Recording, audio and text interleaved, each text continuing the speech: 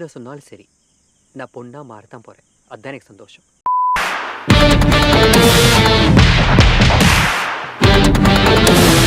Welcome to MTG stories. இந்த video என்ன பார்க்க போகிறோம்னா, நீல நிற சூரியன் அப்படின்னு சொல்லிட்டு ஒரு படம் ஆஹா தமிழில் வந்திருக்கு. ஸோ என்னதான் பார்க்கும்போது சம்யுக்தா விஜயன் இவங்களே வந்து டைரக்ட் பண்ணி ஆக்ட் பண்ணியிருக்காங்க. லைக் வந்து அவங்க ஒரு டிரான்ஸ்ஃபார்மன் தான், ரொம்ப போல்டான அட்டம்ப்ட்டு, கண்டிப்பாக பாராட்டி ஆகணும் அந்த அட்டம்ப்ட்காகவே. என்னன்னு சொல்லிட்டு அந்த ரிவ்யூ நான் ஃபுல்லாக சொல்கிறேன் பாருங்கள். லைக் என்னன்னா, இவர் ஒரு டீச்சராக இருப்பார். இவருக்கு வந்து இந்த மேலாருன்ட்டு உள்ளுக்குள்ள இந்த ஃபீமேலுக்கான ஹார்மோன்ஸ் வந்து உள்ளுக்குள்ள அதிகமாக சுரந்துட்டு இருக்கும். அதனால் ஃபீமேலாக மாறணும்னு சொல்லிட்டு சப்ளிமெண்ட்ஸ் எடுத்து மாற ட்ரை பண்ணுவார். ஃபீமேலாகவே இவரை உணர ஆரம்பிச்சிருவார். ஆனால் இந்த சொசைட்டி பார்த்திங்கன்னா இவர் எப்படி ட்ரீட் பண்ணுது, அதான் படத்தோட ஒன்லைனு. நல்லாவே ஒரு போல்டான அட்டம்ப்டை பக்காவாக ட்ரை பண்ணியிருந்தாங்க.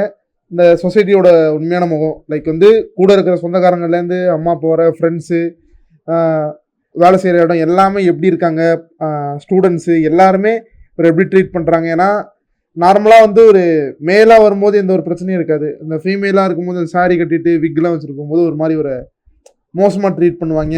லைக் இவருக்குன்னு வந்து நார்மலாக டாய்லெட் தர மாதிரி ஒரு அபேண்டடான டாய்லெட்டில் போயிட்டு இது பண்ணுற மாதிரி இருக்கும், ஒரு டாய்லெட் போகிற மாதிரி இருக்கும் அந்த கேரக்டர் வந்து.